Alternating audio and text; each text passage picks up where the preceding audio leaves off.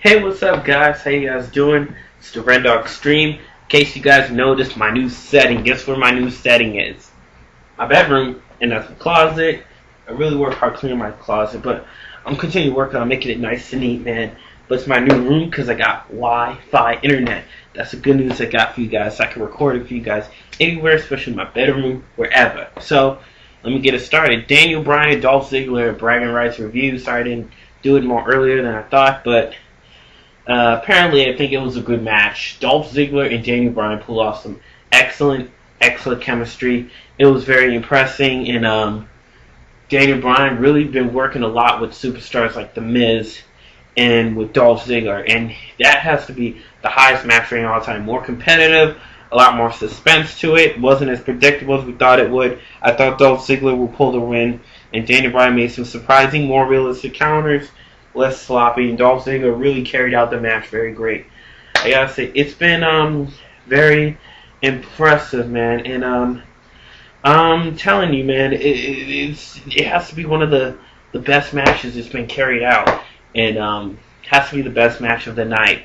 Hopefully, it's the best match of the night. I'm giving it 4 stars out of 5.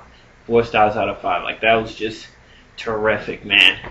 And so next match I went on, dashing Cody Rhodes against Drew McIntyre against 2 members of the Nexus, and those 2 members of the Nexus are David A-List Otunga and, I thought it was Justin, but it was John Cena. Surprisingly, John Cena was still rebel to the Nexus despite facing 2 heels. He didn't tag in, but at least John Cena was able to survive and beat McIntyre and Rhodes on their own. Proved great for the angle. The Otunga took both the titles and celebrate, and the attitude of testament on Otunga for John Cena to take both those titles and celebrate. Apparently, that is a 3.5 stars out of 5.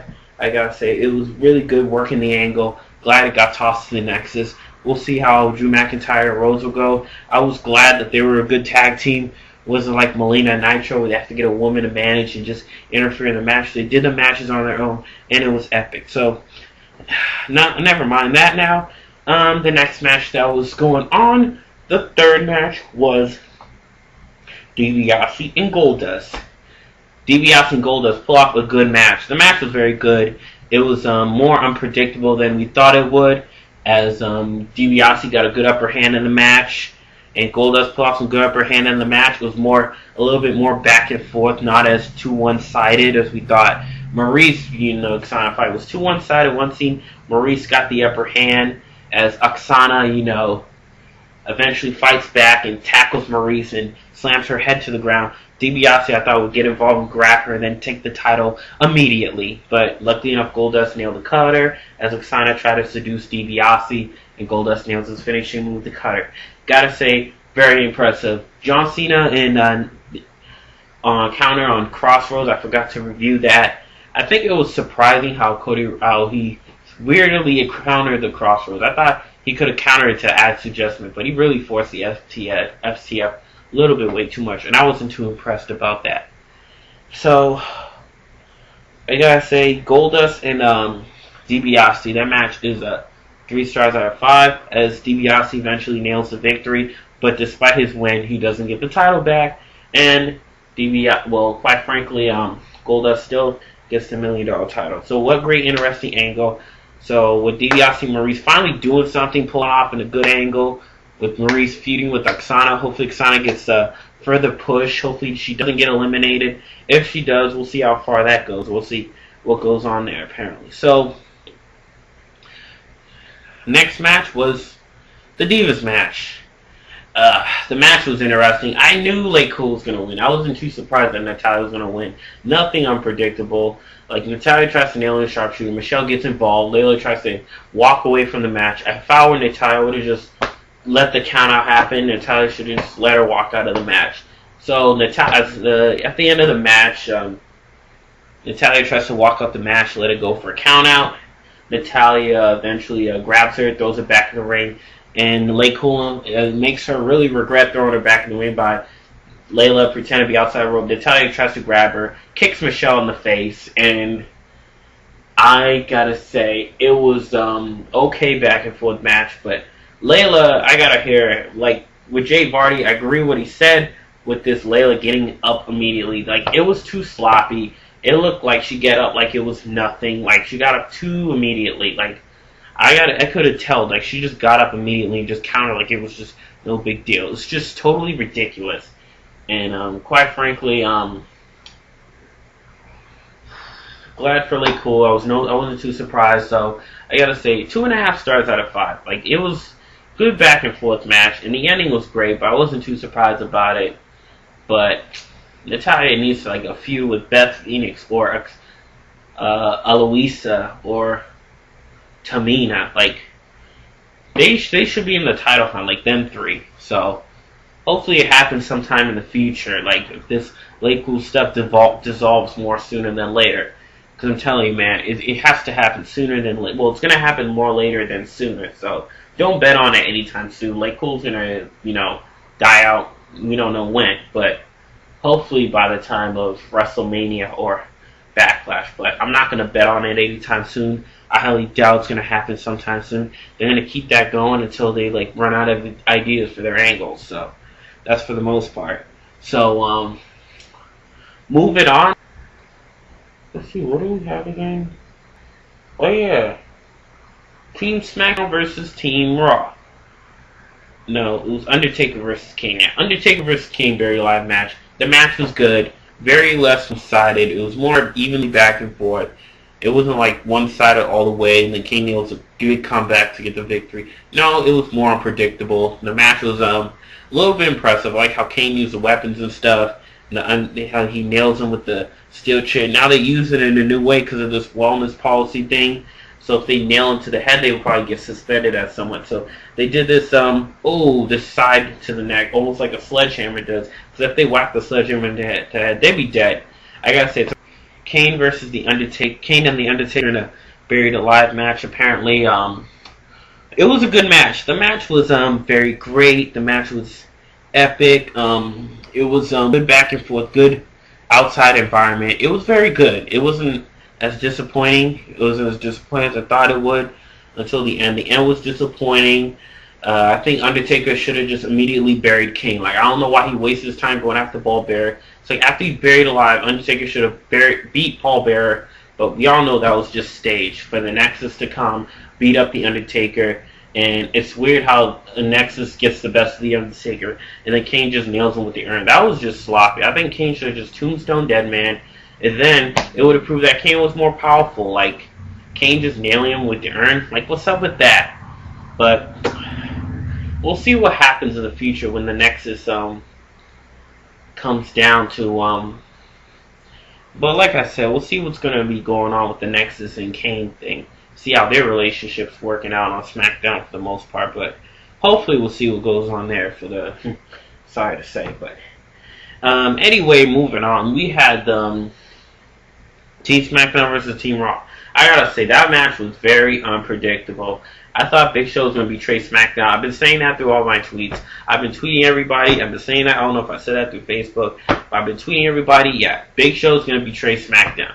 He's going to turn on SmackDown. It's just going to be deja vu. But luckily enough, that didn't happen because it would have served no purpose. It would have served no point for that to happen. He said, oh, he wants to be traded to Raw. Man, if that did happen, man, like, it's a waste of time for him to scout his recruits and with all that wasted knowledge. And luckily enough, it happened. Counted out halfway through the match. I thought Big Show would make it, and I thought if the captain gets eliminated, then the whole team's done. Luckily enough, that didn't happen. And I really think Team Raw should have won. I thought Ezekiel Jackson would be the last man standing. He would be the sole survivor. But I was really steamed that Rey Mysterio eliminated Ezekiel Jackson. What a total disgrace to that guy. That made a big comeback, and now he's getting embarrassed by a cruiserweight. Well, he's a high potential cruiserweight. I wouldn't say he's embarrassed, but he gets beat by a cruiserweight. He's dropping to a cruiserweight. Someone smaller than him. He should have made a bigger impact. I thought he would eliminate half the roster, be the lone man standing, and then Team Raw take it home. The Miz would build up better for his ridiculous gimmick. The Miz, he's been having a great gimmick. He's less annoying than Late Cole, and you don't hear him like 24/7 just hogging the spotlight. Like they're not doing too much with the Miz. They're doing exactly a lot of good stuff with him. Like they've really been pushing his angle, getting this good push so far. He's been going good push, Really good for his gimmick. I'm really impressed with the gimmick. It's been great, less disappointing. So, so it was good. Santino was the first one to get eliminated. And Kane vs Undertaker, I forgot to rate that match. I'm giving that match 3.5 stars. I'd say 3.5. There was some good stuff, there was some bad stuff, but a lot of good stuff I see, and I think it was great. SmackDown vs Raw match elimination tag was a 4 out of 5. Very unpredictable. Very great how Rey Mysterio eliminated. How Rey Mysterio and Edge were the sole survivors. Surprisingly, I didn't expect that. I thought Miz would nail the skull crushing finale, Rey Mysterio, and then get speared by Edge immediately. I think that would have made more sense. It would have been more epic. I would have been excited for that to happen. Apparently, so pretty much Santino was first eliminated. I forgot who the second was. I think Tyler Rex or something. But I don't remember most of the elimination. But I know Edge eliminated Morrison and Truth, luckily enough. So apparently we get the next match we got. The next match we got was main event, Wade Barrett and Randy Orton. And apparently that was very, very predictable that Wade Barrett's going to win by DQ. He said if he doesn't win that match, he was going to be fired. And I think that would be great. So hopefully that match did went good. Randy Orton Wade was evenly good match. John Cena, chilled, kind of, watch the match go. Wade Barrett, arguing between them. The match did good. Randy Orton, Wade Barrett fought some good back and forth matches.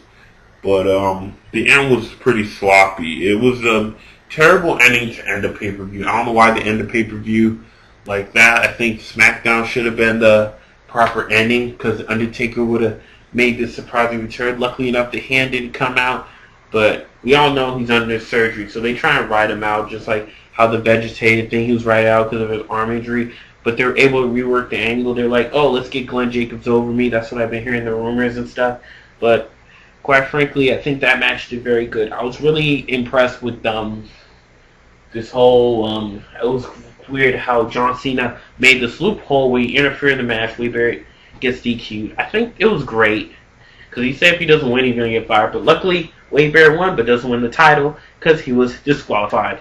So, I think, I knew in the future that if Wade Barrett doesn't become WWE Championship, he's going to fire Cena. Hopefully in the special referee match at Survivor Series, John Cena does the right thing. Hopefully he's more realistic in this situation.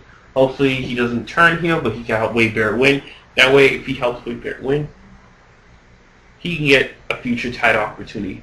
That's what I think should really happen, apparently. So, we'll see if that's going to happen, but hopefully it does happen. I think it would be a great epic angle. I think we'll see what happens. That's what I heard at Survivor Series recently. But I'm sorry to bring a little stretch to Raw. But I think Braggin Rights overall was an 8 out of 10. 8 out of 10. It was good stuff, some little sloppy stuff. But, I'm very positive about the pay-per-views that have been pulling. And it's not really bad pay-per-view at all. But, I think it's going to push some good angle with Nexus and stuff. Especially in Tag Team Champions. Slater and Gabriel finally got them as Tag Team Champions. I gotta say, Nexus are really shaking up the face of WWE Raw and really shaking up John Cena, getting a break from the title so they can do this type of angle. It's been great. So, this is my Braggin Rights review. Subscribe to me, Rennie Extreme. Leave comments below. So, Rennie Extreme, taking you to Extreme. Hopefully, it's a good review. So, enjoy yourself. Peace.